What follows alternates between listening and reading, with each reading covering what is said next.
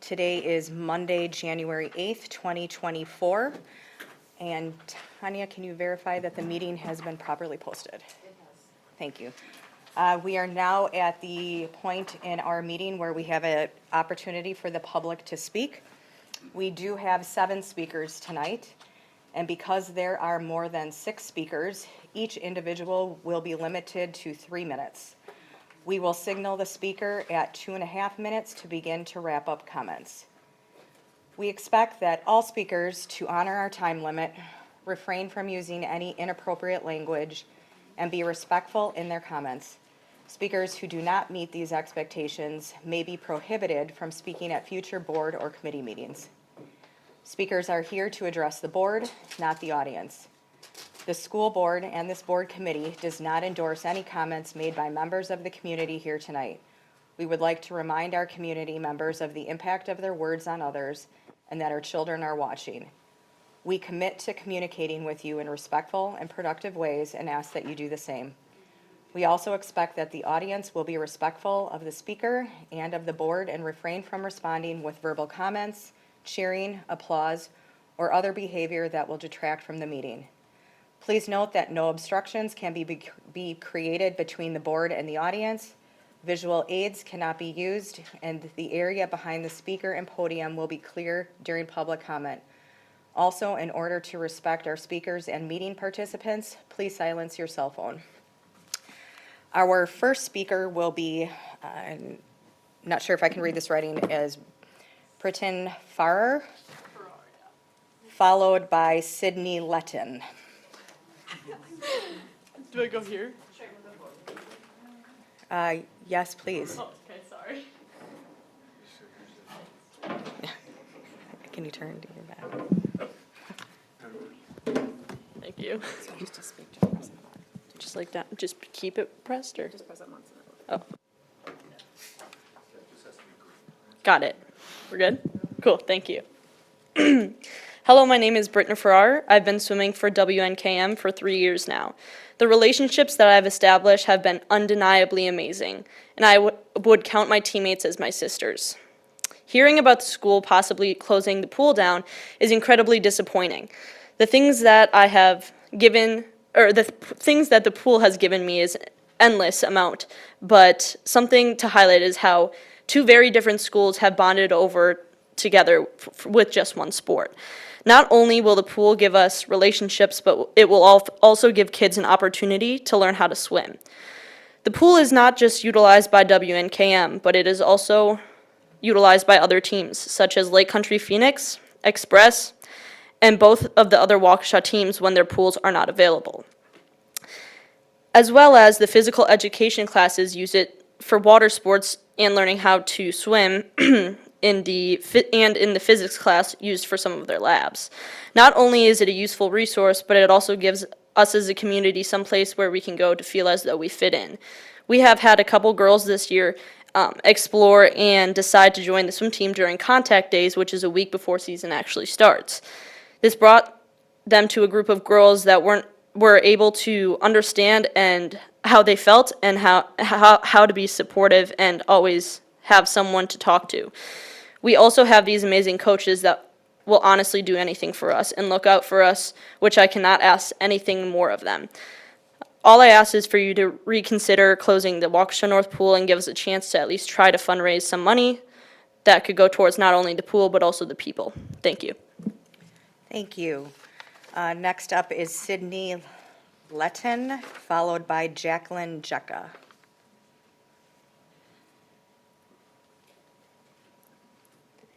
Okay, am I good? Yeah? All right. Hello, my name is Sydney Leston, and I'm a senior at Waukesha North High School, and I am here to speak in defense of the pool. To begin, from an emotional standpoint, it is so much more than a pool, but a community. I joined the team at North after years of consistent bullying on my club team, as did my best friend. The team and this pool made me love the sport again, and it made me confident and helped me strive in my academic career. The opportunity to swim with this team has been nothing but a blessing.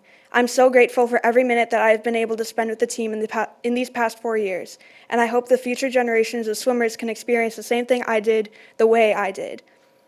Beyond just the WNKM and WNKNP swim teams, this pool has been a crucial part of the community. It is used by local swim teams like Express and Lake Country to practice when their pools are broken down, and it houses the Special Olympics team.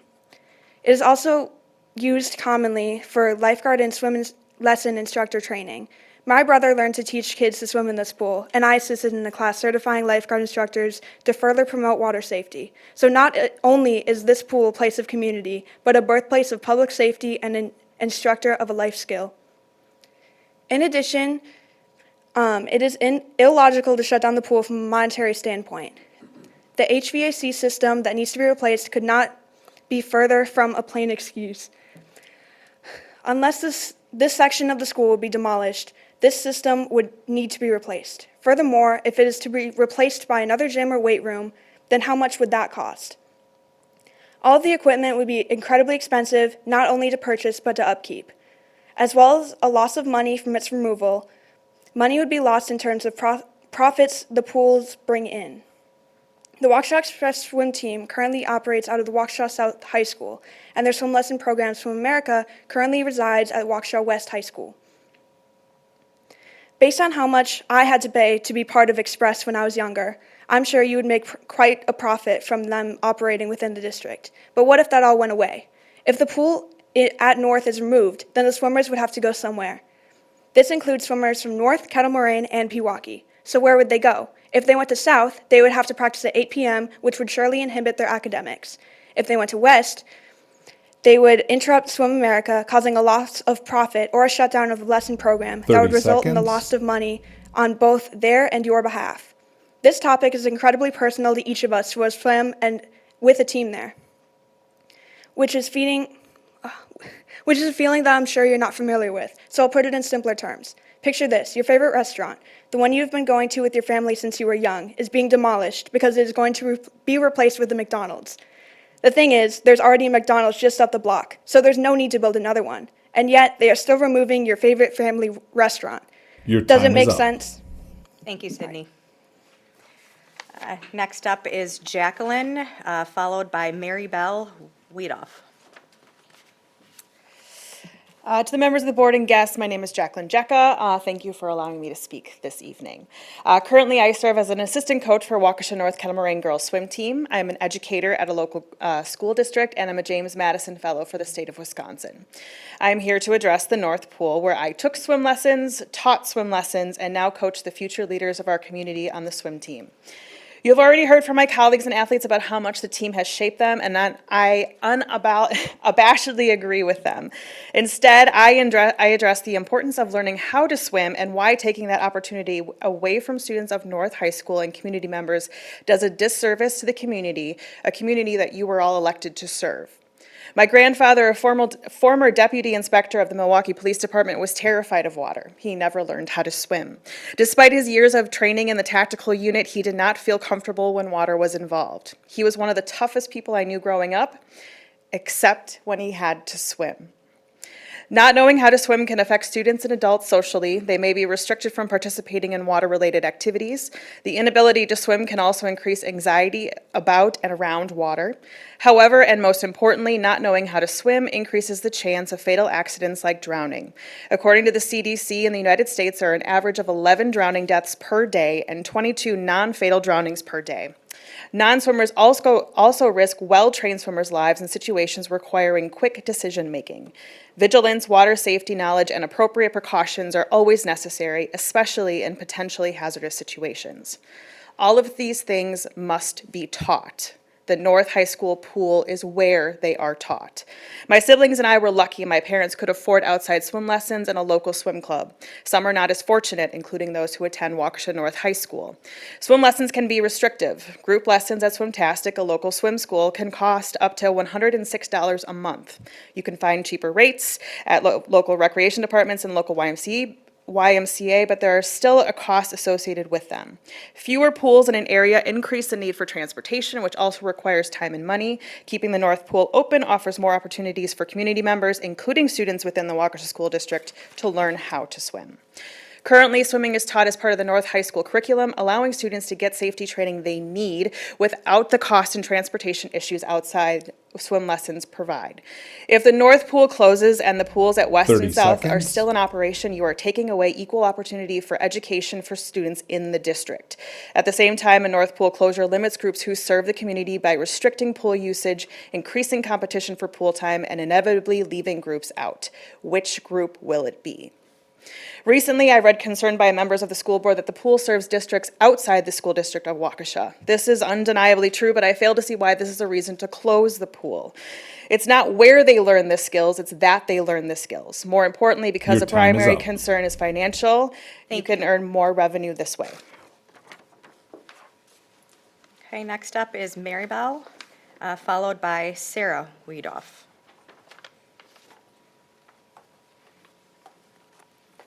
Hello, my name is Maribel Wiedoff. I sent an email earlier with all the points, so hopefully everyone gets that. I don't want to go through that because you already have it to read, but I did want to highlight some points and kind of tell you the story a little bit. Sunday, I watched these girls, listened to their stories, and we had a banquet, the swim banquet, and the dedication and the work that they put in is phenomenal. I don't know if you know any swimmers, but a lot of them were already up at 4:45 in the morning going to morning practice. And then they're missing afternoon practice to sit here and help save their pool and their dreams and their home. So with that said, I just wanted to talk a little bit about the finances. You saw the analysis that I did. I just think spending money to save money over 8 years just really does a disservice to the taxpayer. I mean, that's not a good ROI. And you can look at the numbers that I had sent. I mean, you're talking about spending $775,000 for this new space that you're not going to recoup over 8 years. With that said, what I did want to highlight in my email is what more can be done. A pool can actually be revenue generating. The girls mentioned Swim America. I found out that the British swim school, who is now operating out of St. John's old pool, they have an 800-person waiting list. That equates to a lot of revenue for this district. Another fact that I wanted to point out is Germantown did the same thing. They ended up closing their pool. 10 years later, they're spending 100 times the amount of money of the taxpayer dollars to rebuild a new pool. I mean, we close this pool, we cement it, there's no going back without spending millions. So this is a pivotal point whether we keep this pool open. And the other point with that is this pool that you spent money on years ago and have spent money to maintain it, you haven't used the entire life expectancy of the seconds. pool. So there's that. You haven't gotten your return, so why close it now? And the last thing I wanted to say is the last board meeting I went to, you recognized all these sports from esports to all these with their great accomplishments, and now you're wanting to close the swim team down. It just doesn't make sense. So please save the pool, save their homes, and save their dreams. Thank you. Thank you. Next up is Sarah, followed by Adam Leston.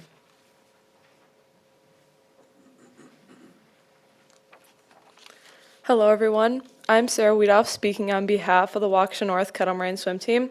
Last year, I qualified and competed at the D1 Swimming State Championships in 2022 and returned this year. Both of my siblings have been through this phenomenal program of WNKM swimming, with Kyle Bedloff and Jordan Momsen as their coaches while practicing and competing in the Waukesha North Pool. Amanda Wiedoff and Jeff Wiedoff had great success as they competed in state as well. Moreover, this pool and program have played a big part in many accomplishments and is very important to my family and me. This pool is a symbol of our community. It's where we've laughed, cried, and cheered on our local teams. It's where friendships have been forged and where we've learned the value of hard work and dedication. Some may argue that the pool is a drain on resources, but let's not forget the countless benefits it brings. It's a hub for physical activity, promoting health and wellness in our community. It's a place for students and athletes to learn vital life skills like swimming, teamwork, and discipline. Many people in this community, more importantly, many students attending Waukesha North, have little opportunity to learn the important life skill of swimming. If this pool is taken away from these students, then so is their only chance in learning how to swim. I ask you to please reconsider the closing of the Waukesha North swimming pool. The team and I are willing to provide resources to keep this pool and program running, such as fundraising by providing courses in lifeguard training, water aerobics, swim lessons, and other things that support the community. So let's not just think about the cost, but the value. The Waukesha North Pool is a part of our identity, it's our home, and getting rid of it would mean losing a piece of who we are. Let's stand together to keep our pool, to keep our community spirit alive, and to keep Waukesha North Kettle Moraine swim team. Let us be a part of the solution, and thank you for your time and consideration. Thank you, Sarah. Next up is Adam, followed by Elizabeth Culp.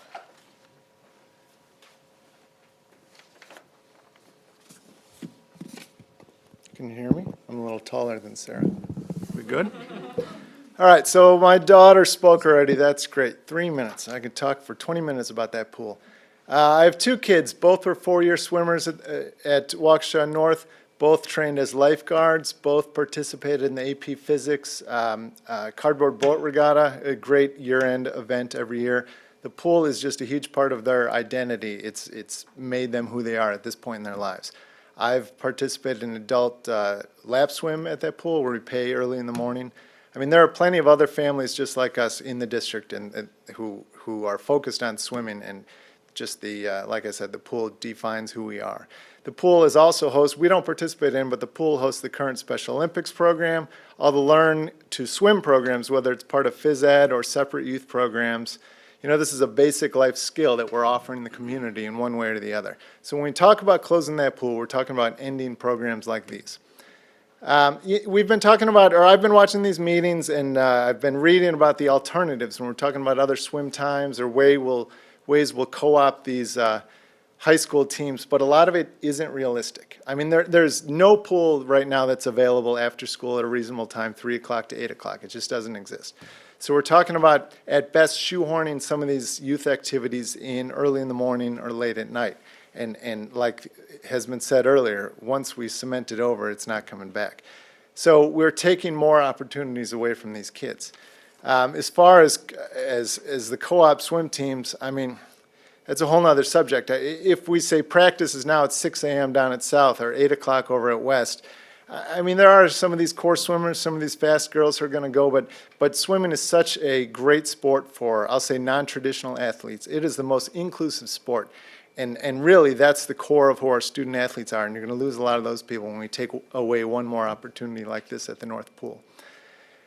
I know this school board, the goal is to cut unnecessary expenses, and that's great, and other activities that aren't at the core of the education. I've seen you guys do that, and I understand what's going on.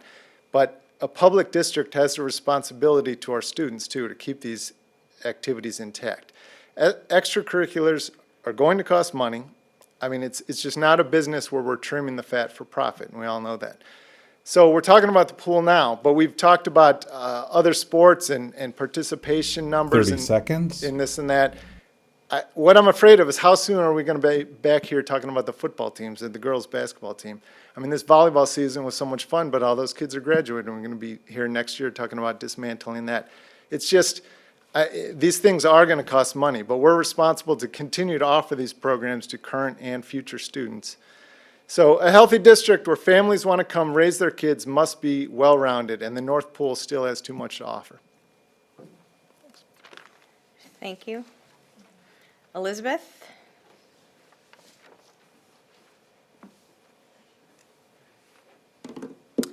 Hello, I'm Elizabeth Culp. I am a freshman, and I had never done swim before I joined this team. I was going to do volleyball, and I ended up making the team.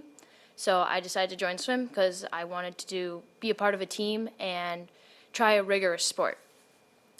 When I came in, the team was super welcoming, and from the other teams I'd been on, I'd never expected it to be like this. There are so many great friends I made on this team throughout the season. And because the team, like, it's a co-op team between KM and North, some of the people I met, I would have never met because we were at different schools. I tried to work as hard as I could throughout the season, and I felt at the end that I was the strongest I've ever been. Even on days when it was hard to go and swim, I went, and I felt so great after, even after a terrible day. And it was so nice to come and talk to my teammates about what happened that day and things like that. Thank you. Thank you. All right, that is all that I have that wanted to speak publicly. Okay. All right, we are moving on in the agenda to the approval of minutes. Is there any questions or discussion items on the minutes? Mrs. White? No, I move to approve the minutes as presented. Second. Okay. Any discussion? All those in favor say aye. Aye. All opposed say no. That passes 5-0. The next action item is the approval of the vouchers. Did we have any questions on vouchers for this month? We did. We had a few questions. The first was regarding Carico Aquatic Services, and those were determined they are pool supplies for all 3 of the high school's pools. The second was Colorado Time Systems, and that is the South Pool clock that was put in recently. Can I ask a clarifying question about Please. that? So why are we looking at that now as a single line item? That was like a year ago, wasn't it? The South Pool, or the South timing clock?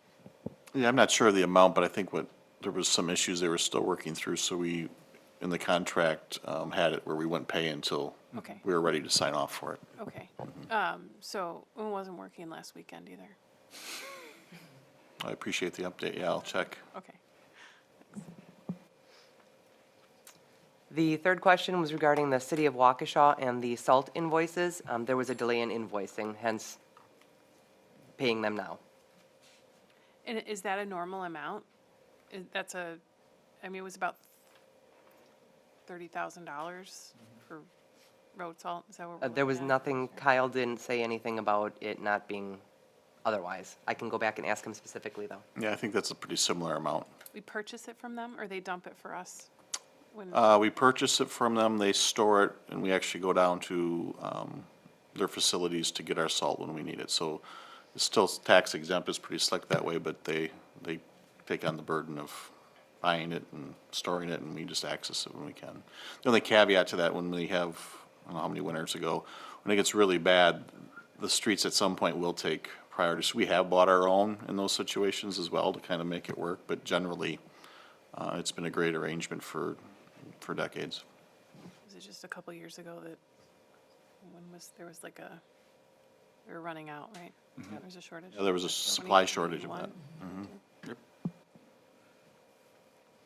And the last question was regarding, I think it's Kale Builders. West is replacing their batting cages, and it was a combined cost of donations and softball and baseball all throwing in for that project.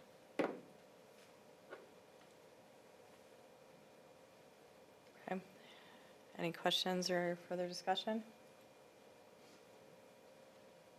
Okay, I'd be looking for a motion for approval. So moved.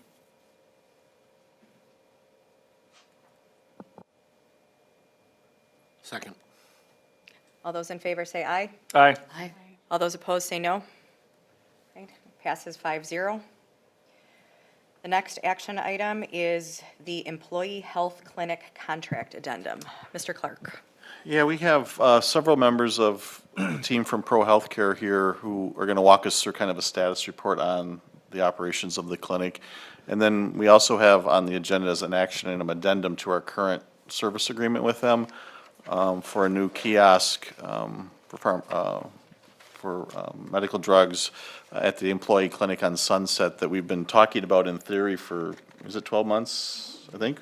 That's coming to fruition, and we would be their first client to take that on. So after the kind of summary report, we'll dive into the kiosk in a little greater detail. And Jeff Schultz is here from HNI as our consultant who can help answer any questions maybe that have more of a district lens.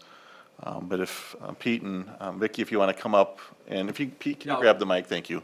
And we'll walk you through the PowerPoint. It's pretty similar to what you've seen in the past, but I think you'll be pretty pleased with the results so far. Good evening, thank you. My name's Pete Bacon. Pleasure to be in front of you folks again today. Vicky is a star of the show along with her team back here. I don't want to take up too much time, but we really appreciate the opportunity to serve the school district and its employees and such. I think it's been off to a great start. And, you know, we continue to add and look at unique services, I think that will, you know, drive value to the district and employees and such. So with that, I'll turn it over to Vicky. All right, thank you. You want to? Yep. Yeah, there you go. Okay, I'm Vicki Dahlman-Papke, oversee this area, have been with the district for several years, working with you all.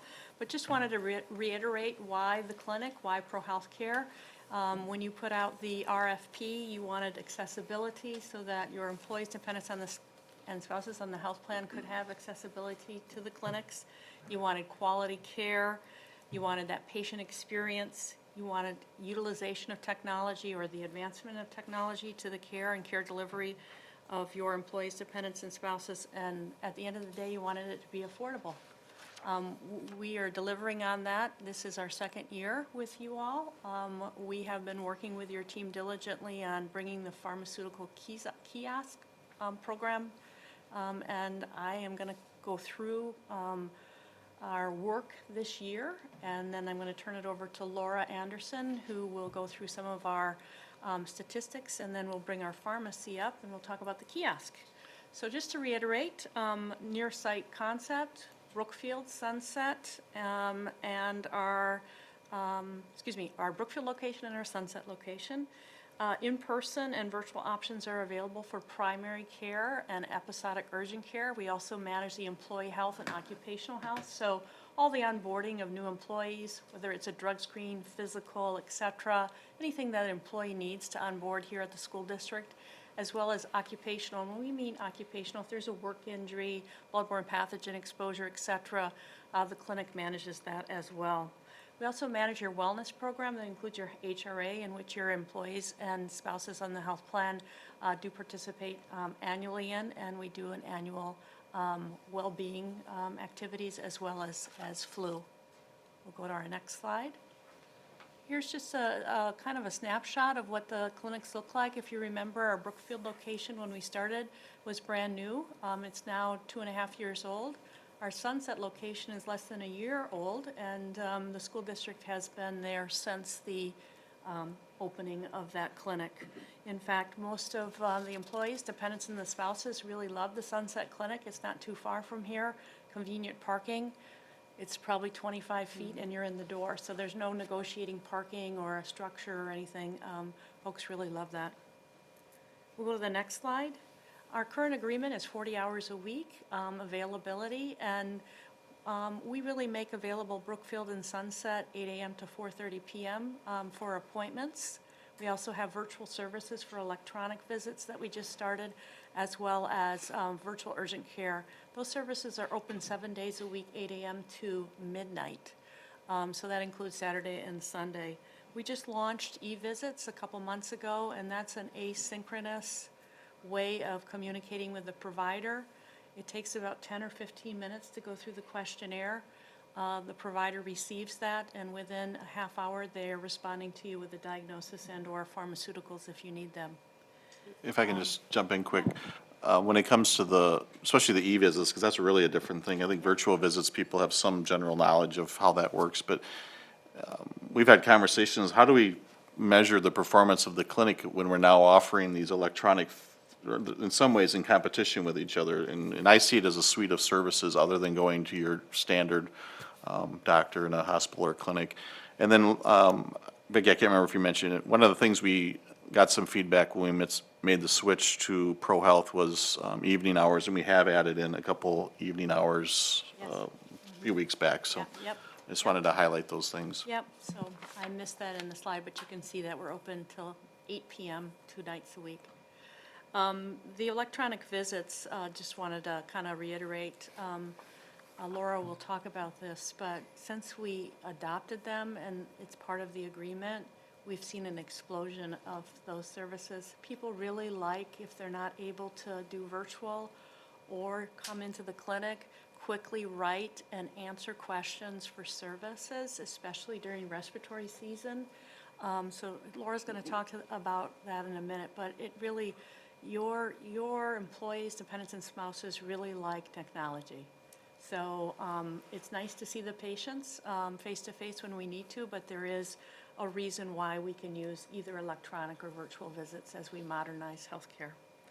We'll go to the next slide.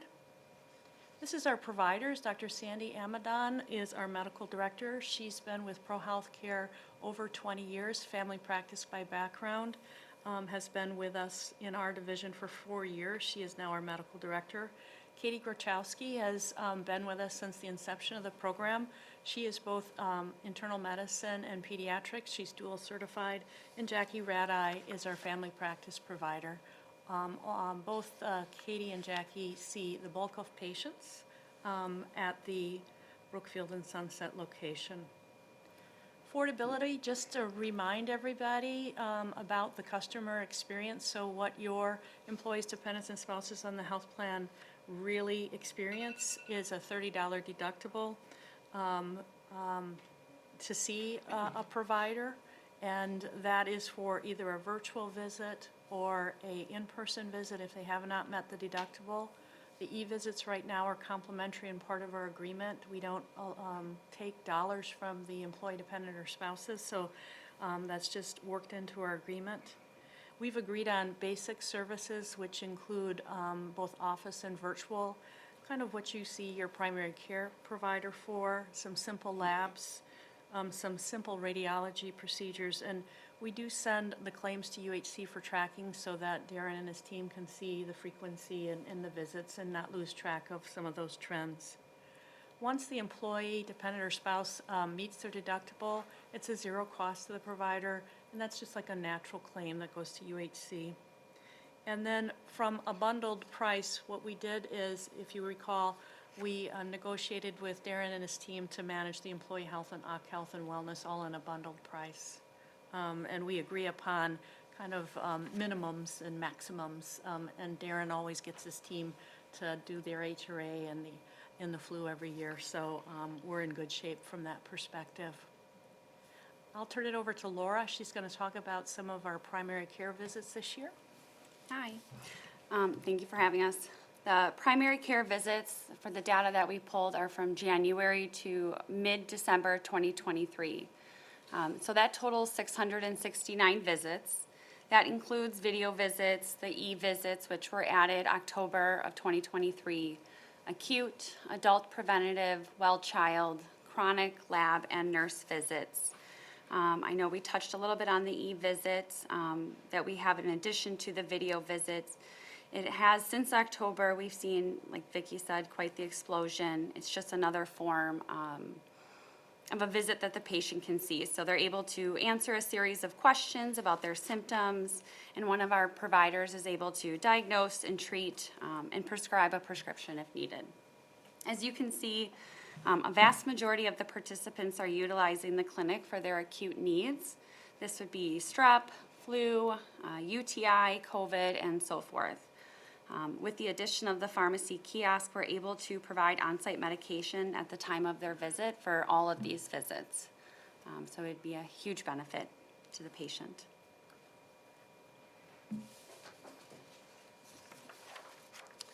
The employee health and occupational health visits total 508 from January to mid-December. These include pre-placement exams, work comp, and work comp follow-ups. We offer both of this at Brookfield and the Sunset location. So total for 2023, we have 443 pre-placement exams so far.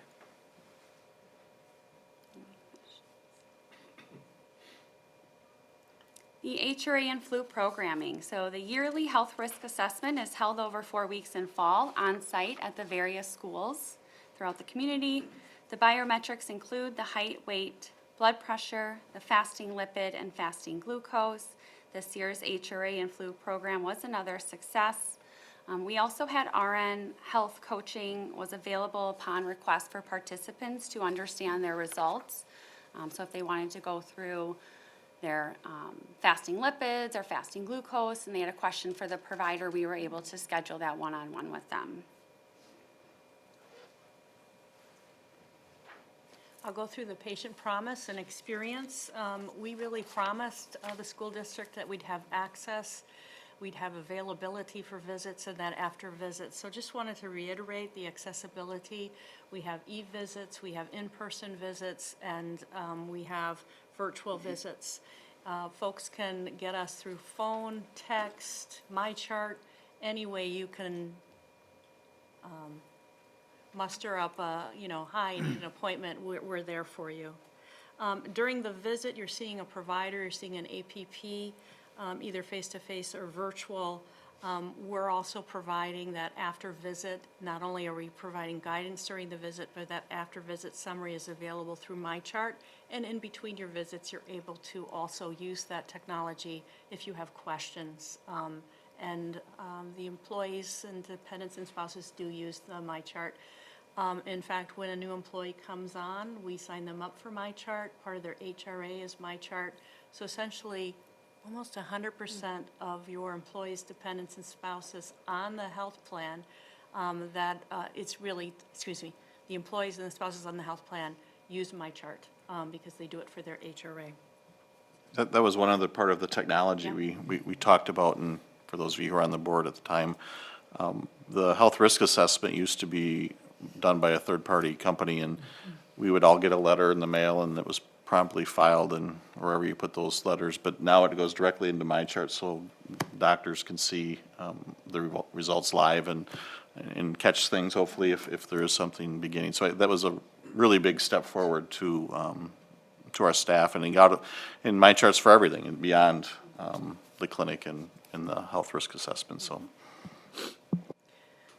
Another, if we can go to the next slide, you're going to talk about patient experience. Patient experience. So we survey our patients on their services received. So they get 3 questions that is sent via text to their phone.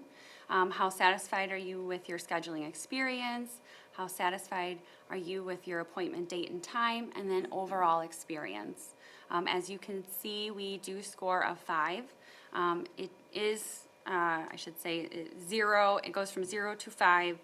0 very dissatisfied, 5 being very satisfied. We pride ourselves on our patient experience and making sure we provide exceptional care.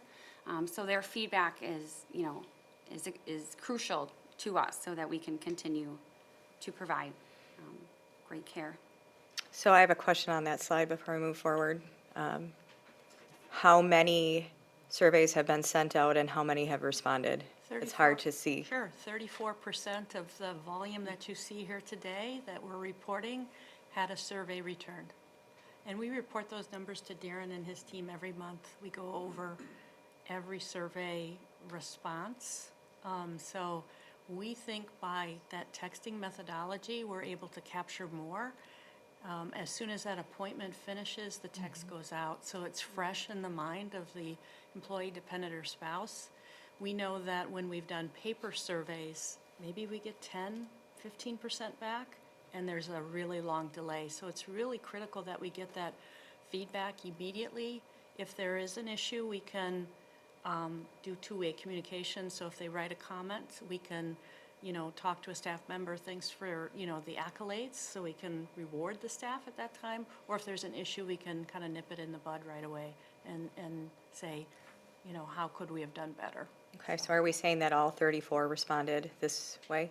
34% of the 690 Are all 669 are all appointments. fives. Yep. What about the other ones that are not all 5s? Well, 34% responded, so the other. Oh, that was my question. So Yeah. of the 34% that responded, they responded all 5s. There was no variation. That's right. Okay. Yeah, we've been working on this for a while. Our first year, I think we were 4.5 to 4.8, and this year we got over the hump, so, yeah. The next slide I'm taking is our quality slide. So we wanted to differentiate ourselves from other providers in the market. So we agreed upon with the Darren and his team to really look at some critical quality measures. And we work with UHC, that's who your payer is. These are screens for cancer screening, diabetes, well, child, breast cancer, controlling high blood pressure, and influenza. You can see the dark blue is really superior performance or stretch performance. The red needs a little work. Our influenza vaccination 6 months and up are at 44.8. We are only showing what's in our instance of EPIC. So if your employee got a flu shot at CVS or Walgreens, we don't show it. Here, this is just what we've done. And our blood pressure, just we need 1 or 2 people more in control, and we would be in stretch because it's a little bit of a lower number. So very proud of our quality experience with the school. UHC, who is your payer, we get a lot of accolades. In fact, we had our third year in a row honoree of mammography services, so women's breast screening services, national best practice. So very, very proud of our quality work that we provide to the patients. We'll go to our next slide. This was one of the questions originally in the RFP, and we continue to take really this to heart, the preferred provider UHC network, both for quality and efficiency. So to be a premium designated provider in the network, you really have to have really high quality and also have efficient use of resources. UHC scores every provider, so when we're referring or trying to connect folks to a provider, if they have to go outside of the clinic, what we do is we look at that provider preferred list. It's not always pro healthcare.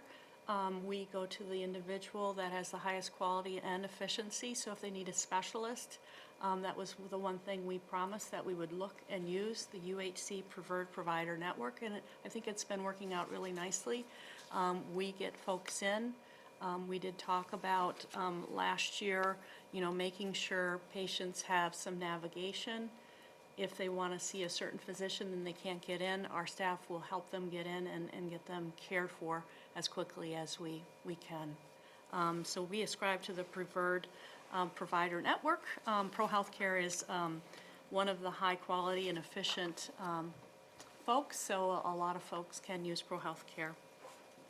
So before we kind of navigate to pharmacy, any questions on how the clinic has been doing for the last year, the statistics, any burning questions you have? Like Darren said, we've extended hours.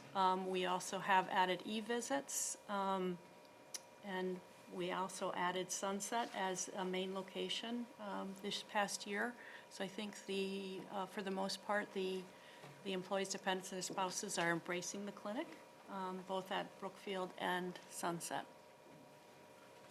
Yeah, and we have, Vicki touched on it, but we have monthly calls on this, so we're keeping up to pace, especially as these changes we're rolling out. And Kristen Rose, who couldn't be here tonight, who's my benefits coordinator, works very closely with Vicki and her team and staff and answering questions and everything. So it's been a very good partnership to date. Yep. So I do have a question. One of the pieces that I'd like to understand is for those that are enrolled, how many are actually using it? So so we had 669 plus the 508. Do we have the ability to see who is repeats versus those that are not utilizing that? Yep, I do have that. I didn't bring it tonight, but everybody has their HRA, so almost everyone has their health risk appraisal. 948 of those have had a flu shot, and then 669 individual people have used the clinic. But I definitely can get that to you. You want to see those that repeat in the year and those of the total book of business, right? Yeah, and I think Mr. Clark will understand where I'm going from that from an internal financial perspective. But this comes back to our health claims, our balance sheet, what we're holding, the utilization, where is our risk level at? But getting those metrics actually helps us understand what are we seeing from use versus what am I managing against on our balance sheet? Yep. Okay, thank you. Can do that. Dr. Yeah, Piatek? just related to that, and I was trying to make sense out of the number of well child visits, for example. Can I assume that those individuals are maybe seeking care at a pediatrician's office? And do we understand what that looks like in terms of how likely is it that someone's going to use that clinic? Age 4 and up, remember, so, 0 to 4, they would be at their pediatrician. We see 4 and up mostly acute visits. But Katie Grochowski is a pediatric trained APP, so she does see and is starting to see some of the families and the pediatric patients for prevention. So it just takes a little bit of time to get that moving forward. And a lot of folks like their pediatrician, which we honor. We'll happily see them for an acute issue like an ear infection, et cetera. We'll help with immunizations, that sort of thing, but yeah. And the age, we just dropped to We just 4. I dropped to forget the 4. timing of that, but Yeah. if it was on our fiscal year on July 1st, maybe. Yeah. It was previously 6. years, So it's comparable data at this point historically would be Yeah. hard to capture as well. Yep. Thank you. Good question, though. So one of the things that we were missing from our program was pharmaceutical services. At your previous vendor, they had pharmaceutical or dispensing services right there at the location. That was one of the things that we didn't have in the beginning. But as we worked together, we found an opportunity through our pharmacy. I don't know who's that. It's not mine. So without further ado, I think I'm going to introduce James because that's so distracting.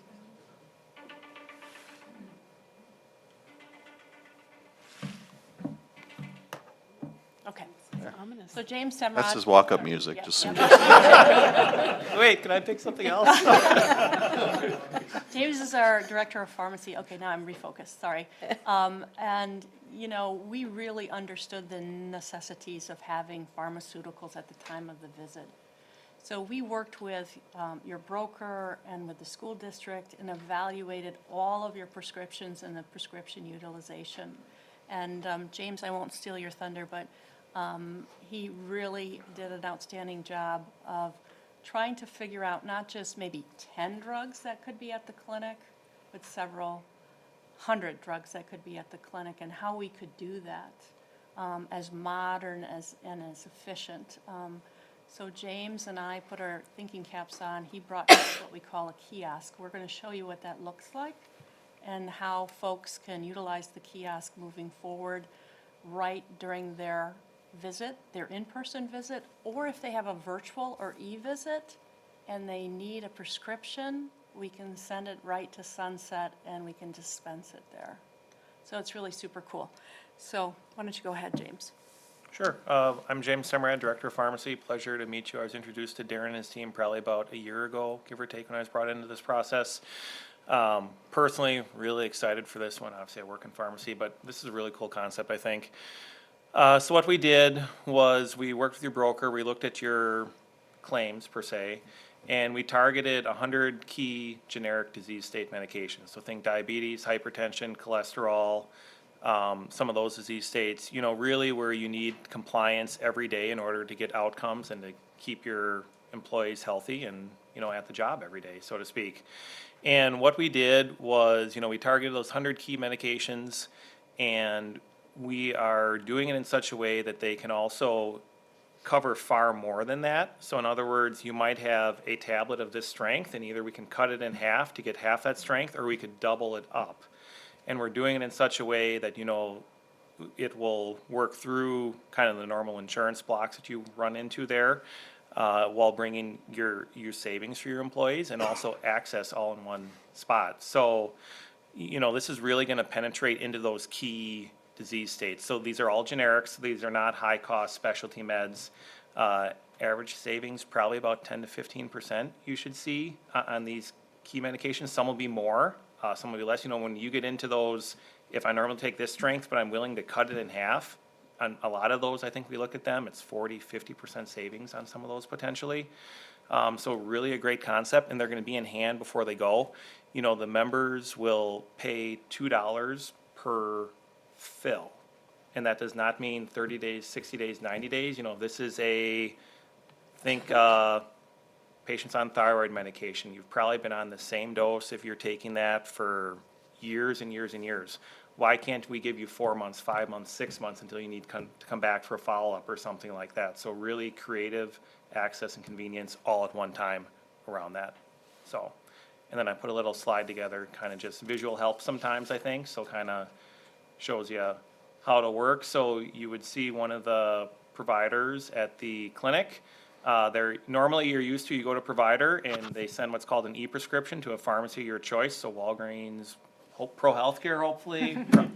No, but instead of e-prescribing to that pharmacy, the e-prescription is going to go straight to the kiosk. So the kiosk is going to sit on the network, the same network the pharmacies sit on out there across the country. From there, my pharmacy team is going to help support the remote entry of that. One of the clinic team members is going to go retrieve it when it's ready. If there's a new medication or if there's questions around it, one of my pharmacists will be available to help provide education at that point in time. You're going to swipe through a square. We're all familiar with Square through a lot of vendors out there now. You're going to swipe through a square, and then you're going to go home at that point in time. So if you filled 5 different medications, you would expect $10 for each one of those, $2 each, and you go home. The 100 medications, I did touch on that. They are primarily chronic disease states. We did sprinkle in a few acute care indications, the mom with the ear infection who wants to have a child, and then, you see the doctor, and now I go wait 2 more hours at a pharmacy to get, that's not no fun or whatever.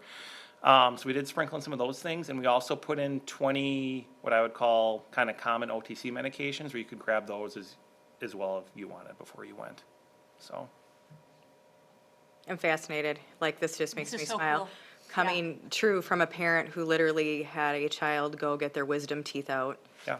and had to sit for 45 minutes waiting to get the prescription. Now, obviously, you're not going to fill codeine, but the concept, I think, is fantastic. My question is, are we going to build in, like, how long do we think the patient is going to wait to pick up their pill? Is this 30 seconds. So how it works is Katie or Jackie will see you. You have an ear infection. We're going to prescribe an antibiotic. Don't challenge me on this, James, what antibiotic I'm choosing because I'm out of practice. So I'm going to prescribe an antibiotic for 14 days, right? Yep. She'll put that prescription in. It'll go to that kiosk electronically. Her assistant will go. It'll come out in the pill form exactly. They'll put the label on that's compliant. The pharmacist will then have a 2-minute conversation with you electronically over our visual tablet and say, I don't know what your first name is, Karen, Kate? Carrie? Carrie, sorry. Carrie, any questions on this? Here it is. We'll give you the information. It's just like Walgreens Exchange or the Pharmacy Exchange, and you'll go out the door. That's it. I love it. That's it. That's- Now, if you're on this is a chronic huge meds, perk, right. say you're on thyroid medication, like James said, you're stable, your TSH is normal, we're going to give you 6 months, and we'll see you in 6 months when you see her for your chronic follow-up. You're stable on your hypertension medication, your cholesterol medication, there's no reason why we can't.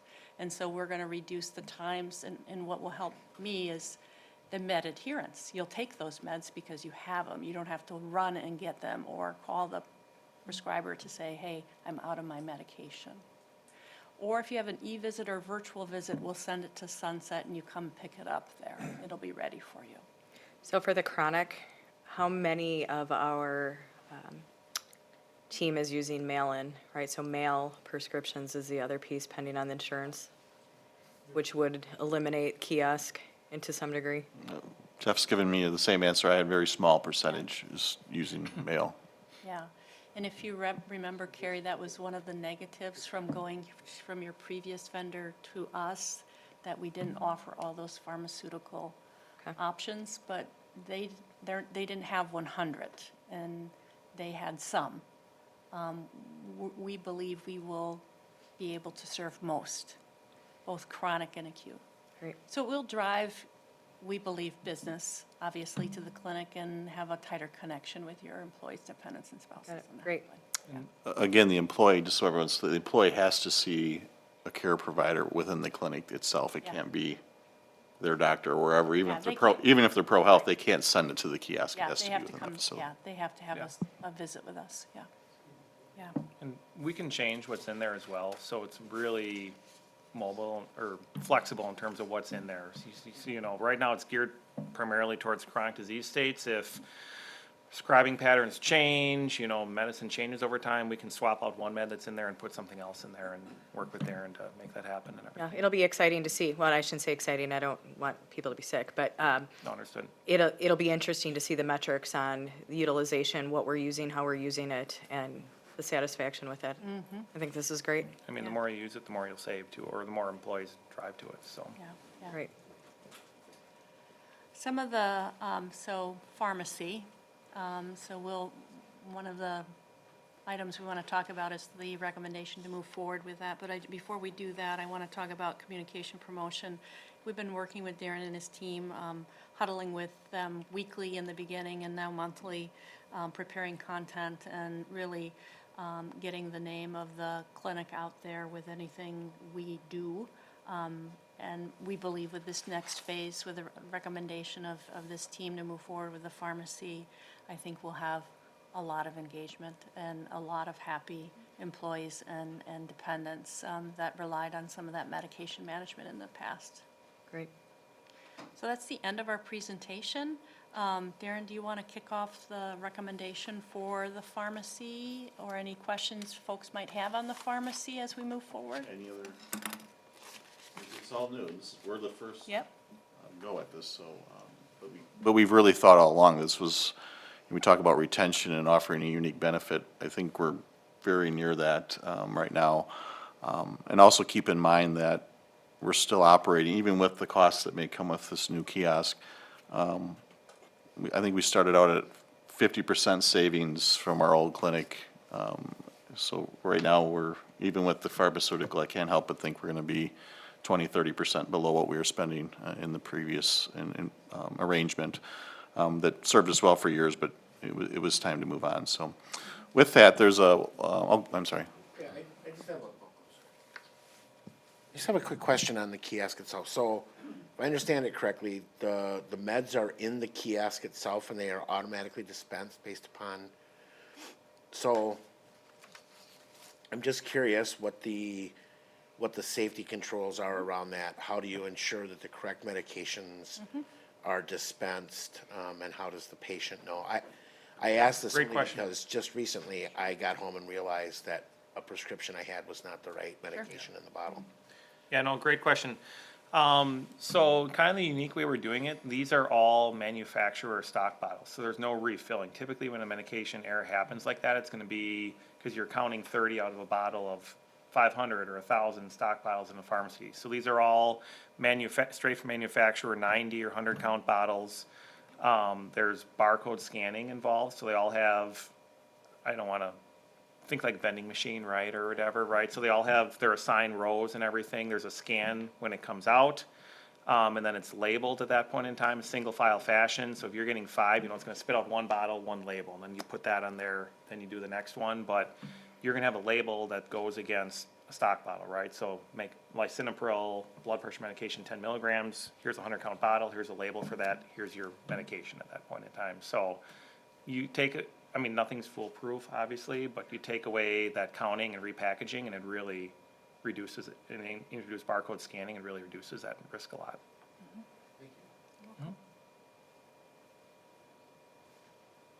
I'm fascinated. So I think from a committee perspective, we would be looking then for a motion to approve the implementation of this. I can't get into board docs to help guide the motion, but to that effect. Yeah, in board docs attached is, well, the slide deck's out there, but is our current agreement with Pro Healthcare, and then the addendum, PHC employee clinic addendum dated today's date is there for your review. One-page document. The one thing with the $2 charge to our employees, we are not running that through UHC against their deductible. We think we're running a great enough value with the prescription cost points. The paperwork that was required to generate something for $2 simply was not worth. Was more expensive. Exactly. So otherwise, there's no, this would only be at the Sunset location, as Vicky had mentioned. But otherwise, I think it's a pretty straightforward document, and we're hoping that the next conversation we're having is, because they do have to see a doctor there to get the access to the kiosk, we're hoping our next conversation is about the 40 hours. And what should that number be? The only other thing with the clinic that I would mention is, that we have kind of on the radar before we can dive into this, is a lot of I forget the percentage, of significant people are going to the Sunset location where the Brookfield location is lagging behind. So we do have that on our radar, and we could be coming back to you, and I'm not saying we are, we're just studying at this point, to just look at our footprint. And, but other than that, we can answer any questions you have on the addendum. Otherwise, a motion would be wonderful, so. Dr. Piasek? I have a clarifying question then on the list of medications that are actually included in the kiosk. Is that something then that's kind of reviewed and debated, and if there are certain medications Yep. that are of high use, they can move over? Yeah, Okay. we can change them. Like I said, prescribing patterns change, we can take out what's in there and put something else in. This was based on a first crack, historical 12-month look back or whatever. So 1 year working with your broker and everything, but obviously things change over time. So yes, we'll evolve in the future as things change. Yeah, that's a good point. Below the addendum is the actual listing. So with that exhibit, is there an agreement, maybe I'm misreading the addendum, but is there an agreement that exhibit is fluid? Yeah, we have agreed that it is fluid, that we would, I think we put in here that we would look at it every 6 months, but we could look at it even quicker if you feel that is too long. I don't think that's infrequent at all. Okay. I just Yeah, wanted we to- thought we have our monthly meetings. We would be providing the school district with how many fills we did and what fills we did. We would do trends. We thought we would spend twice a year looking at the formulary, make sure we're on point. Is there anything that they're seeing in claims that we should be putting in? Or maybe we could be taking out? Right now, we have 100. We could probably, if this is successful, continue to ramp up and have 200. I mean, so we just wanted to be pretty conservative as we came out of the box here. So I'm curious. I can envision situations where maybe there's a particular bug running around, maybe strep, something like that, and there being a much higher demand on a particular medication. What happens if there isn't any more to dispense because there's been a run on that particular medication? And how quickly can the stock be replenished in a situation like that? Yeah, good question. So I mean, we get deliveries from our wholesaler next day, even Saturday if need be from that angle. We can also get emergency deliveries the same day. So provided there's not a medication I mean, we've all heard medication shortages in the news, so provided it's available. If it would run out today, I mean, if it was 8 a.m., we can probably get it restocked that day still or whatever. If not, we'll restock it the next morning when the order comes in at that point in time. But it's definitely a quick turnaround time. Right. I'm assuming the patient, though, would have the option of refilling at a pharmacy if. Sure. Okay. They can go wherever they want, right? Under their current plan, they can do that. It's just financial constraints. Right. Yeah. The Yeah. price won't exist at an outside pharmacy Sure. or whatever, Right. but Sure. yeah, most definitely. Great, thank you. And I think that is a highlight of the point. So, Mr. Clark, when we're communicating this rollout with employees, I would not see an objection that this would move forward.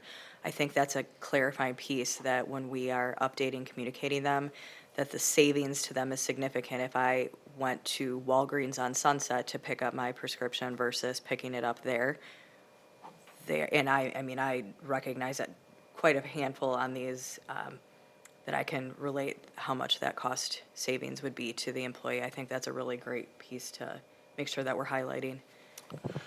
Yeah, and if you remember when we made the switch, the two big issues, and we've touched on them both, when we, kind of the give up, I guess, in some people's eyes, when we made the transition to ProHealth was evening hours and access to pharmaceutical Those were the two big, and Diane, I remember you and I talking about it as well. So we really think we've filled that void. And even at the time, we knew or had conversations about pharmaceutical drugs. We just weren't sure what that would look like exactly. So we will certainly hit on that because we knew just from the response that both of those were important topics. Dr. Piasek? I think Mrs. Mrs. White White? has a question first. I definitely am very impressed. And I guess I'd be ready to make a motion to approve the addendum to the services agreement between the School District of Waukesha and Pro Health Medical Group, including the drug kiosk. Second. Okay, we have a motion and a second. Is there discussion items? I have a Dr. question. Piasek? I have a clarifying question. I probably would have seconded it, but I thought I should ask my question first. So just to make sure I understand, I'm going to go back to your levothyroxine example, just because it was a good one. So if I'm looking at the list of dosages that are here, if, let's say someone's on 50 micrograms or 200 micrograms, and I see 100 as kind of the only option for that person, they would either get half, they would be prescribed half, or they would be prescribed 2. And in both of those cases, would it count as, like you said, one fill? Would that be like the 6-month supply may be 360 pills for someone who is on 200, but it may be 90 pills for somebody who's on 50? Yeah, so all the pills will always be dispensed in quantities that are on there. So we're not breaking any bottles, we're not splitting anything, recounting anything. So if you needed 2 to get there, we would give you 2 bottles instead of 1 at that point in time. The member's still only gonna pay the $2. Now, the school district's gonna pay for 2 bottles instead of 1 bottle, but there's still a savings there because the savings already existed on 1 bottle at that point in time. So, yes. And then we'll have a report, monthly reports to Darren in terms of here's the quantities dispensed, and so it can all be reconciled and everything. Yeah, sometimes if we just do the basic math, you can have additional savings. Obviously, We will have a yeah. pill cutter there too, if Pill people cutter. want a pill cutter. Yeah, those are in there. We put pill cutters in one of the slots, so. Yeah?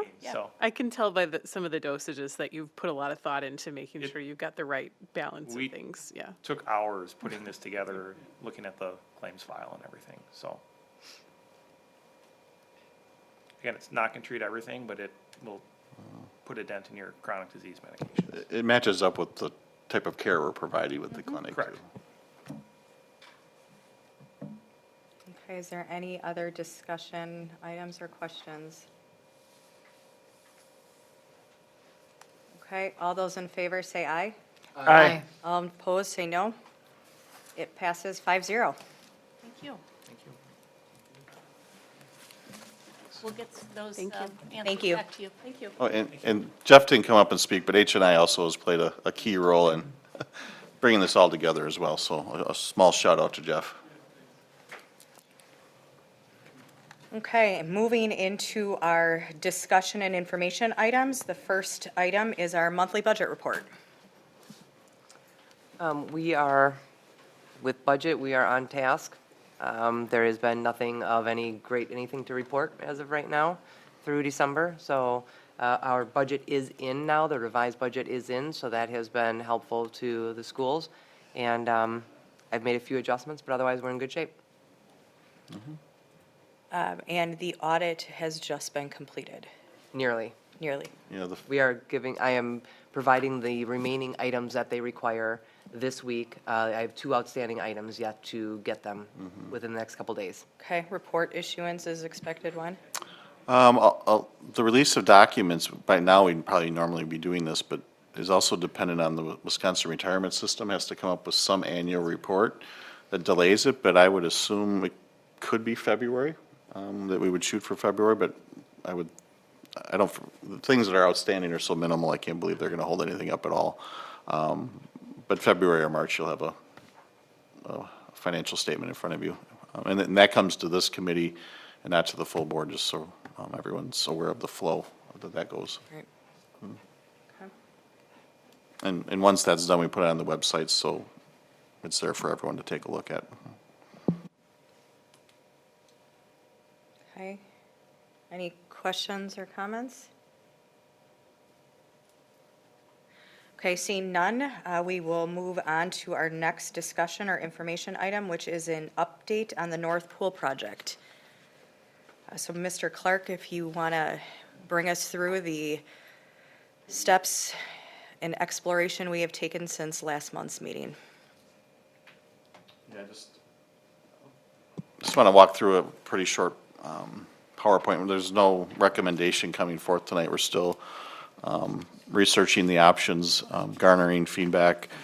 Since the last time we met, I've met with actually some of the parents that were here tonight. I met with several weeks ago now, but and we've met with the Booster Club, et cetera, but just kind of to update them and the committee on where we are in the process. So I know some people are new to the conversation or maybe are hearing about it and wondering, how did we even end up, or how did my office in the facilities department even stumble upon this? So I'll just do a very quick background recap. In November of '22, the board approved Phase 1 and 2A of SDW's HVAC improvement plan, which included $2.6 million being reinvested in North High School. And part of the units that were identified at that time, and it wasn't because we were targeting an area, but it was, if you remember, we had a third-party engineering firm come through, and we targeted units that were either double their useful life or based on our maintenance, repair requirements, et cetera, that needed the most attention the quickest at North. So of those, the pool equipment came up through that process. Due to the complexity, we actually held off on North because there's a lot of issues out at North. It's, it was open concept at once and then it wasn't, so it wasn't your standard designed HVAC system. We bumped it back to where the summer of 2023 was the planning period, and then the install is in the summer of 2024. And all POs have been released on the HVAC work except for the pool, because we knew this conversation needed to run its course, and we needed to make a informed recommendation to the board and allow you to make an informed decision on the topic. So we are proceeding with the vast majority of the work as originally scheduled. During the design phase, it was raised by the consultant about the North Pool, what's our long-term vision for it, and the reason they brought it up is in part of one of the financial analysis that was referenced by that parent before. I'll reach out to her myself, but this isn't, we're gonna invest $235,000 in HVAC into that facility regardless. It's the variance between the HVAC equipment for a pool versus an auxiliary system or space. The gap in those costs is $235,000. And obviously it's the chemicals and everything that goes into a pool environment. So really in our mind, it triggered us to do some due diligence, talk to administration, start having conversations about, what do we foresee? What are the needs at North? And I kind of summarize as we've talked about it is what's the best path forward for North? We, as an administrative team, do not have a preference. The financial impact is not driving this discussion. It raised the topic, but if the board said we're keeping the pool, we would understand that. We would move forward with that, and if the board says, we can utilize this space to better meet the needs of North, we would understand that as well. So I think in the end, it's, in my vision, or my take on it is it's how do we best go about continuing to improve North High School? And there'll be varying thoughts on that, I have no doubt, but as I mentioned before, I've met with the Booster Club, I've met with the swim parents. The board has had some discussions. During our administrative due diligence, we've had conversations with the administration out there, some staff, the maintenance department, our consultants on pools, just to kind of garner and gather information. And then lastly, there's been, I think, a healthy supply of dialogue via email, and I have to say they've all been, unlike some of our other topics, I think those correspondences have all been very informative and thoughtful, which adds to their value. So the board has, just so everyone knows, the board, many of you emailed them directly, but the few that didn't come to me, I've forwarded on to the board as well. So on the topic of feedback, and a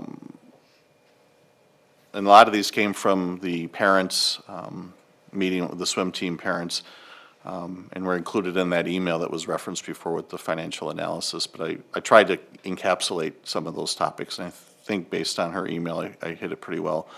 You know, this is the swim-related college opportunities for North students. We have some very gifted swimmers. I know one we acknowledged at our last board meeting, as a matter of fact. So I think that's a very valid concern. Learning is a life skill, which I think we all would agree on. Special Olympics has been provided pool time at North for several years. I'm not exactly sure how long, but any solution that would vary from where we are now would have to, I think, incorporate that as well. It is an educational resource, but they mentioned that, so I added it to the list. A resource for injured athletes and special education students. The number of pools in the area is limited, and if in our immediate neighbors, pools are very rare. If you are just comparing school districts, even though they're spending, in some cases, hundreds of millions of dollars, pools are not rising to the top very often. Equal opportunities between the three main high schools. I always add to that, though, our three high schools are never going to be equal. West has huge green space. West or South has this large pool. I mean, everyone's unique and was built at a different time with different ideas and thoughts at that time. And then any change, obviously, in the co-op structure or location would have an impact on North High School students in terms of needing to travel, the time they might have practice, those types of things. So hopefully I did a fair job of capturing the comments that were made at that meeting. But like any topic like this, there's all kinds of lenses that people are looking through. So I've gotten these, and these are all things I thought worth sharing. And they're things that I think makes sense if you think about what an auxiliary space could be used for. Spring weather is never friendly to our spring sports. It would provide a place for them to have practice or some sort of auxiliary practice, not being outside. You could have events going on when the main gym's being utilized. I had one parent say, "Where have you been? We've wanted that pool repurposed for years." Now, obviously, this probably isn't a swim parent, but it was a comment that I did hear. Physical education would lose a station with the pool, but they would also gain a space that would be more usable and flexible. And then the additional space would allow youth groups to host more events. So again, I shared these as not trying to drive a conversation, but to show you the different points of view involved, and I'm sure you're aware of that, but everyone has an opinion of what, especially when it comes to space in schools, whether it's an extra classroom or an extra closet or an extra gym, there's always lots of ideas of what that space can be used for. So I listed them not only to kind of show you the spread in ideas and thoughts, but also to give you things to think about as we move forward. The one thing that is time sensitive in this conversation is the renewal of the boys co-op agreement from the team that's been out at North. So I provided a complete list of all the co-ops we have going on. This is the current list of co-ops related to swim. The expiration, the girls and boys co-ops are staggered. They're 2-year agreements. So there's a complete list there for your review, or if anyone else has interest. The one that has the February 1st deadline is Kettle Moraine / Pewaukee. We don't feel we need a decision. We didn't agendize this as an action item tonight because we see that co-op moving forward. And I'll touch on a little bit of the background on that as well. And then just for people who might not be familiar, co-ops are not unique in Waukesha School District. This is the list of other co-ops that we have currently going on in the district, and this was shared last time we agendized this, but I thought it was worth sharing again. So the North Swim, I should have added boys on here. As I mentioned, the renewal of the North KM Pewaukee Cooperative for Boys needs to be renewed by February 1st. And not much of a process. I actually put the kind of a blanket form of what the co-op document is. It's last year's because now it's all electronic and all I had was a PDF. So I just wanted you to see the information that's required as part of that. And then the co-op agreement with the WIA authorizes the schools involved to compete together. It doesn't tie us to a location or provide any structure because things come up, right? Whether it's construction or at South we had the flood and, you know, those types of things do occur. So we will proceed, we will keep intact the co-op agreement, assuming all 3 school districts are in agreement with doing that. And then we will move forward from there. I've been asked, you know, what are you talking about? What is this auxiliary space? And again, this is, so I asked our architect who works on numerous schools, I said, just draw me what it could be so people can see, so the board can see. You know, we know what the pool looks like, we know what a pool can be, and I think we know what a pool means to a school, but what's the alternative?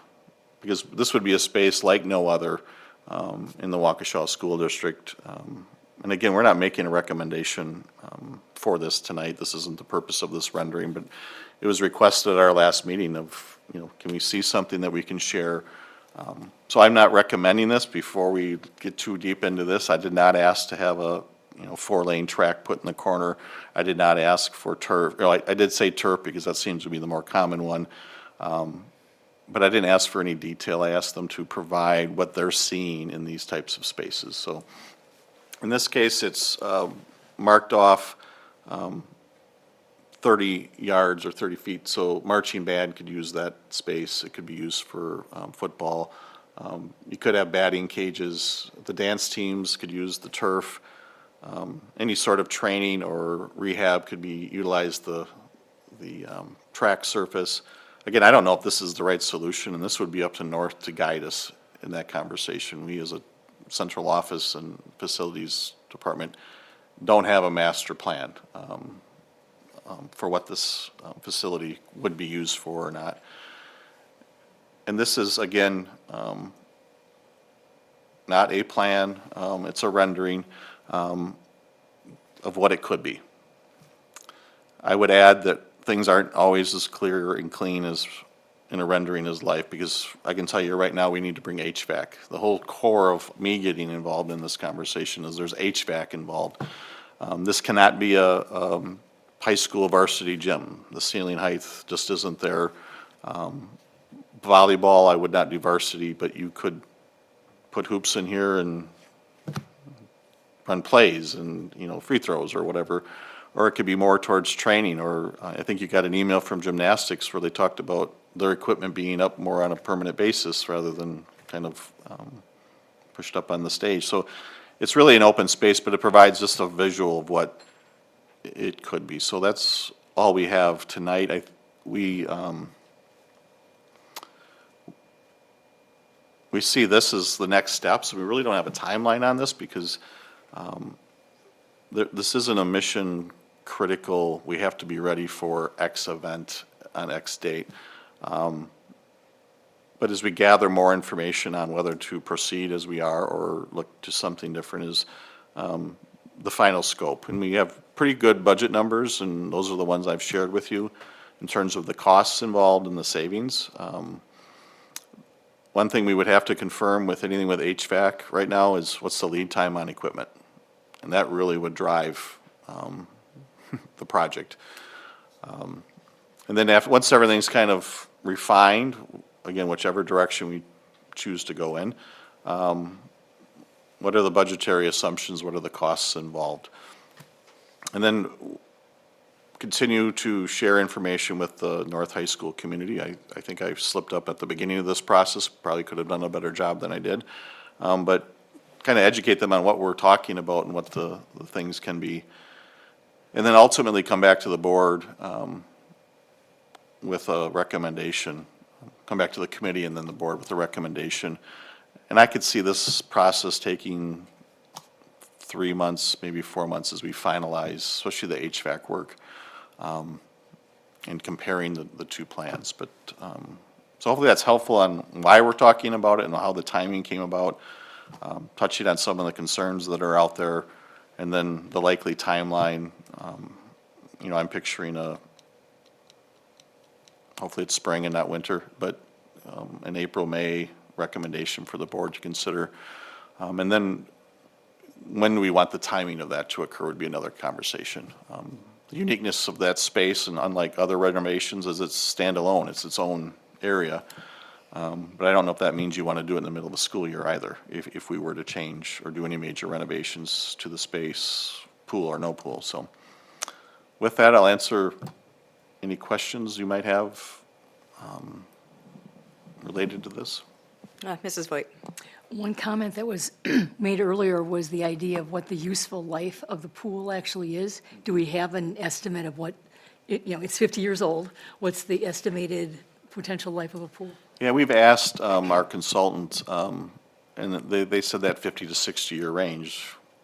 If you look at the timing, not the comparable, the timing of the replacement of the pool itself was about 50 years old. So I think we're in that range, right? No, and I think that was the one question and the follow-up I had with Mrs. Voigt. I think, Mr. Clark, to your point, a lot of the pieces that got us here were really the timing of what was happening with work that needs to be done, and it really highlighted several different pieces, and it raised a lot of questions. It's not only the HVAC, it's the age of the pool. It's the district utilization, and truly, how much is this pool used? We are unique in the local districts that we have 3 pools, where we have other districts that have 0 pools and are actually seeking huge referendums, and they are not putting in pools. There's the grand scheme of, are we serving all of the students and the athletes in ways and clubs that we potentially could? So I think that the discussions here are really healthy and exploratory for us to just really take a step back and say, what could this look like? What makes the most sense? I agree with your point that this is not necessarily a financial piece. It's really utilization and how do we serve our district to the best that we can. So Mrs. White, thank you. That was my one question. Mr. Wad. Thank you. So yeah, I guess I want to make it clear too. This, from my perspective, this has never been about the financials. I've never really seen anything that would suggest there was an enormous financial benefit to the district if we closed it up, because there was going to be a spend, right, to repurpose it. I guess the thing that I'm struggling with is, okay, we saw a rendering of what it might look like, but I think that's something that we really need to zero in on. We need to zero in on if there are people within the North community who believe that that space can be better utilized and serve a broader portion of the student body and the community, then we need to hear what those ideas are, and we need to gather feedback. I appreciate the passion of the parents of those that have participated in swimming, and I certainly can understand their anxiety about losing that facility at North, and perhaps in the long run, it doesn't make sense. But if I don't have anything to compare it to, besides a picture of some turf in a room, and I don't know how that ultimately will be used, how it will be utilized, why it would be necessary as opposed to some other utilization. So I still feel like there are big pieces of this discussion that are missing. And I appreciate the fact that we have at least a visual now of something, but I still don't have a clear handle on how that serves a broader swath of the North community and the broader district community. Quick question regarding HVAC work. So this all, as you mentioned, this all came up because we were looking at the HVAC project that needed to occur at North. Can that work in the rest of the school proceed without doing anything with any of the HVAC work or any of the HVAC in the pool area. Yeah, I think that's one of the options before us is status quo. We So- proceed as we are. Right, so that eliminates the need to make an immediate, to make a decision before we proceed down the road of initiating that project, that HVAC work in the entire building, correct? Correct. Okay.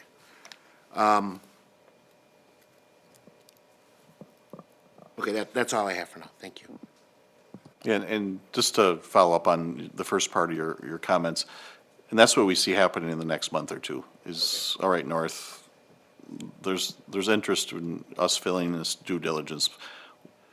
Again, you tell us what you want this to be. Is it turf, or is it sport court, or is it a pool, or the answer has to come from them, because there's a limit. I can bring you so much information, but the people who are living in that building every day need to really guide us at that point. Right. And if I could just follow up on that.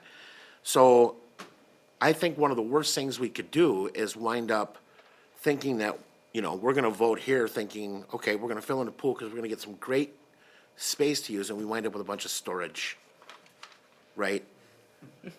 I mean, and I've heard people talk about storage being one of the potential uses for it. Well, frankly, I wouldn't vote to fill in a pool so that we can increase storage. I would like to think there are other ways that we could solve that problem if it is one at North. Every school I've ever worked with complains about storage, Right. but I would agree that a space this nice should not be used as storage. Right. And just along those lines, if you could just confirm something for me. I believe that I heard during an earlier discussion, or perhaps someone shared this with me, that North's gymnasium space is smaller than the gymnasium space at the other two high schools, and therefore creates more space crunches for the other, for the groups that use that kind of space for practices and so forth. Yeah, there's one less station at North, one less court, or however you want to Okay. frame it. So that is, I mean, we know that there is a more significant space crunch for all of the different activities than there is at the other high schools because of that smaller space or missing station. Yep. Is that true? Yep. Okay, thank you. Dr. Piasek? So yes, that is true. But I wanted to cover a couple things and maybe come back around to that. I think, you know, we're in this unique, maybe difficult position where when we want to talk about things as a board, we do that in public, and therefore we put it on an agenda, and then people kind of jump to conclusions about what it is that we may be talking about. I just want to be clear, like I haven't seen the rendering for what could potentially be done with the space until about 10 minutes ago. So It's just received, so it's not Yeah. something we've been sitting on. So it's not something that, you know, has been decided behind closed doors or that anybody's trying to manipulate the process. And I see my colleagues here all nodding, like this is a discussion the way we're supposed to have the discussion, which unfortunately is a very public one. And it means that we have to talk about trade-offs that student athletes and staff need to make potentially with respect to facilities.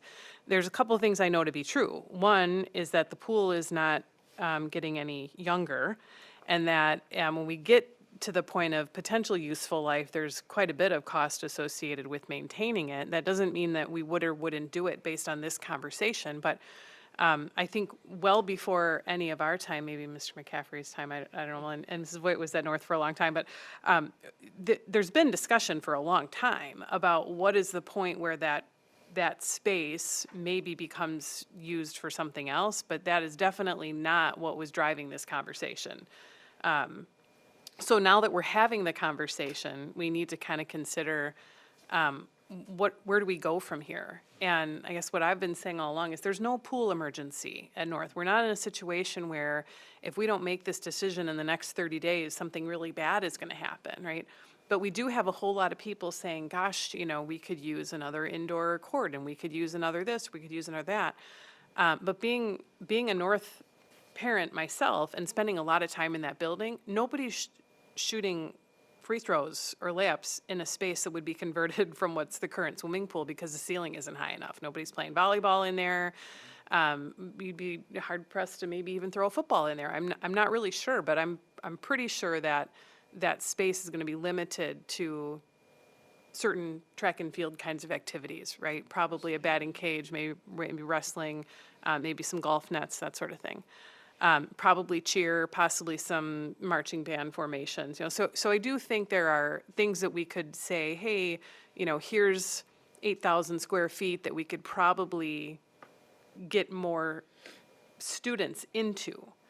And yes, the 3-bay situation at North, it's not just the 3 cross courts. So if you think about field house size, there's cross courts. Even some of the junior athletics programs are limited in how big a tournament they can have because the gym is small. But North, by definition, is landlocked. It's a small facility, small gym, small pool, and there's really no expansion because it sits in a swamp. So we're kind of limited with what we can do. And I was out at South last Friday, watching people cut the bleachers down, and it's an expansive campus, and West is kind of the same. They're just different facilities. So I think we do have to keep in mind that there's just different basis for these facilities. But there's a couple things, like for me, we're not just going to pull out of co-ops. That's not something that anybody came in here saying we would want to do. And I love the camaraderie of the parents and the athletes in this co-op swim program. I think the unfortunate reality is that a lot of sports are becoming co-ops, and a lot of swimmers, I think the last time I looked, the majority of swimmers maybe in the county or in the state find themselves on some sort of a co-op team because that's just the nature of it. And I struggle, I know everybody's kind of trying to make a case for this or that, but I just think we need to be objective about it, right? There are half a dozen high schools in Waukesha County that don't have swimming pools, that aren't having swim in their gym classes. I don't know that it's presenting a public safety risk, but I'm also not arguing against it one way or the other. I just want to be rational about what we're putting on the table here. And if I'm not mistaken, our lifeguarding program may not even be running this year because there wasn't a tremendous It was interest. lower interest, and I think there was a staff certification Okay. issue, I think, so. But yeah, participation and the lifeguarding is just decreasing, just like we're co-oping girls' basketball right now. I mean, just interest in sports and things is just on the decline. Yeah. Well, and I think that's the other piece. Like, I take seriously if you close a pool, you're not going to reopen a pool, right? There's, I think Arrowhead is facing some of those challenges right now as far as aging facilities, and I don't think this is a decision we want to just take lightly. But I do think we need to be practical about some of the reasons behind why we're even talking about this, and then the fact that no matter what happens, this is one of those situations where, somebody's maybe going to lose or maybe not. Maybe we get to a point where it's like, well, what we get from that drawing isn't necessarily going to solve the problem that we have in front of us. I don't know. I just feel like until we know, like, what's the status of the co-ops? What's the plan for each one of the athletes that's involved in these? Like, what are we faced with in terms of the classes that the students might be taking? And what's the interest in all that? And, I think there's a very good reason why a lot of school districts around us don't have swimming pools in their high schools. And I guess the other thing I would add to that is we are the biggest district in the area, one of the biggest in the state, but we have 3. And I think my estimate is probably close to $500,000 a year that it's costing us to maintain 3 swimming pools across the district. I don't think that's way off. I don't think that's way off. I don't know the exact number, but Yeah. they're expensive. So we didn't come to this conversation because we're trying to cut cost. But we have to put everything on the table in this conversation that, you know, there is some significant cost associated with continuing down this path. And I think Mrs. Voigt maybe brought it up at our last dialogue was, you know, maybe it's not the right time, but here we are having the conversation. So whether we want it to be now or not, you know, we're kind of in it. And I think I wouldn't be comfortable taking any kind of action on any of this unless we had a plan for all those things. Or not a plan, but a response to all those things. The co-ops, the status with WIAA, the fact, where would they practice? When would they practice? Who's impacted by that? What classes are impacted? How many students take those classes? You know, there's a whole lot of things here. What's going to happen with Special Olympics? What's going to happen with Express? So there's a whole bunch of things that, until we have answers to all those things, that looks like a cool space for some, you know, land but not sea athletes. And then what happens to everybody else? So, I don't know. Like, how do we get there? And we have answers to a lot of those. If you recall, a few agendas ago, we had an extension of the Express, and this is just one example, extension of the Express Swim contract. And we've held it administratively and didn't make a recommendation to have you approve it that night, because if Norris Pool were to go away, that contract's language would have to, in my mind, would have to be altered to allow for Special Olympics to utilize one of our 2 remaining pools. So that's one of the pillars that we're, it was the main question we got, and I think it's a great service we provide, and I think it takes priority over an Express Swim or anything like that. So, but a couple other things that you brought up that I'll just touch on because I kind of forgot. In terms of us trying to move quietly in doing this, keep in mind, this was rolled out in Phase 3. Remember our Phase 3 conversations where you approved improvements at every high school's auditorium and the bleachers at South, and which will allow us to move on to other projects down the road. Administratively and the committee and board, we purposely pulled the pool from that because we knew it would be a lengthier conversation. So it's no accident we're here talking about it. So I think it's important for people to know that we knew this would be a lengthier, more detail-oriented because of the direct impact on students, and it's just harder to change something you've had versus adding something you've never had. And then also this isn't part of, I mean, I've been a part of a lot of budget reduction conversations over the years. This is not part of some budget reduction list. Right. This is strictly a facility improvement decision, just like, in my mind, putting a roof on a building or, bringing windows to North, which has always been dreamt about as well, right, Diane? Not to make light of the situation, but to me, it's no different than that kind of conversation. And so hopefully people take it that way, because I think that's important. But we have that list of questions.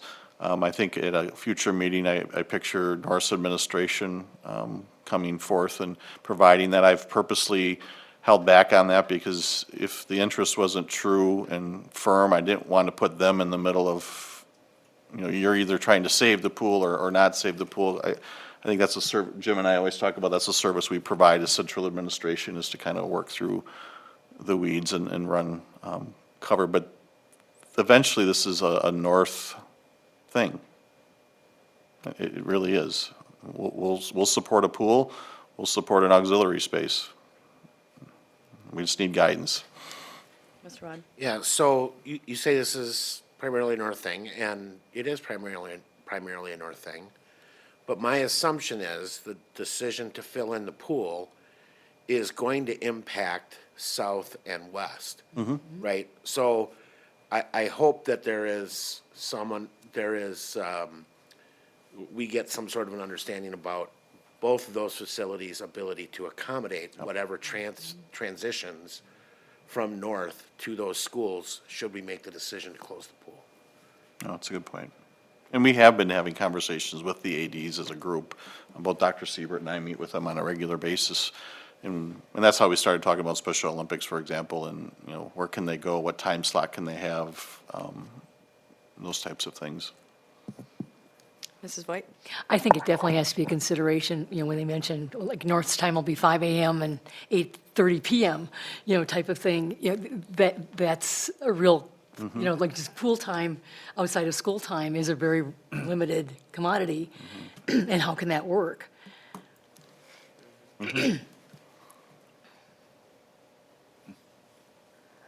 so I mean, I think just in summary, that if we were saying, just to get back to the next steps, this really has to be a community engagement with North, right? So we start there as to how does this space best serve and meet the needs and the wants of the community at North, determining that and making sure that it's encompassing not just a few select spaces or groups, but that this really is a community effort.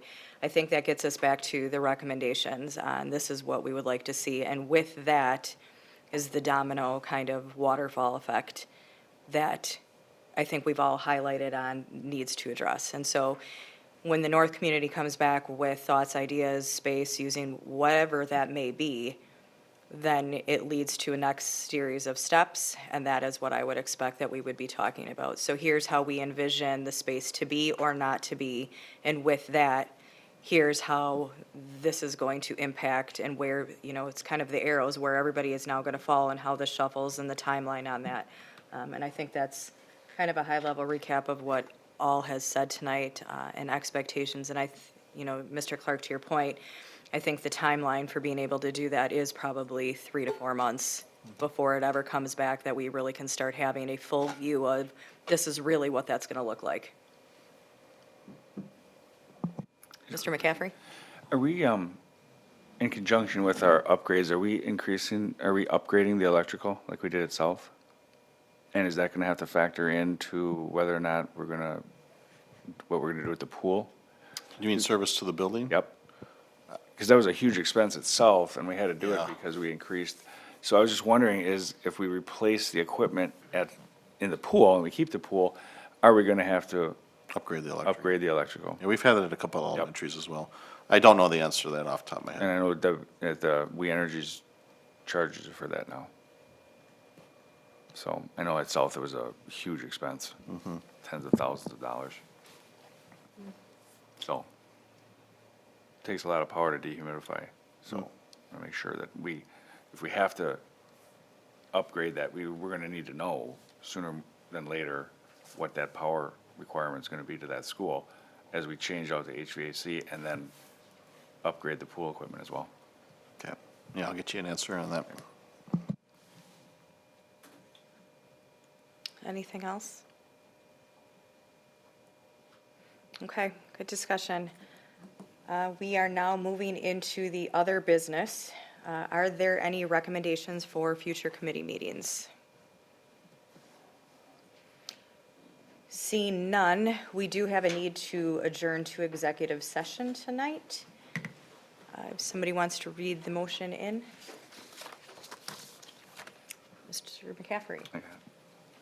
I move to adjourn to executive session pursuant to Wisconsin statutes 19.85, parent 1, parent E, for deliberating or negotiating the purchasing of public properties, the investing of public funds, or conducting other specified public business whenever competitive or bargaining reasons require a closed session. I second the motion. Second. All right, Tanya, we are in need for a roll call. Aye. Aye. Aye. Aye. Aye. Okay, passes 5-0.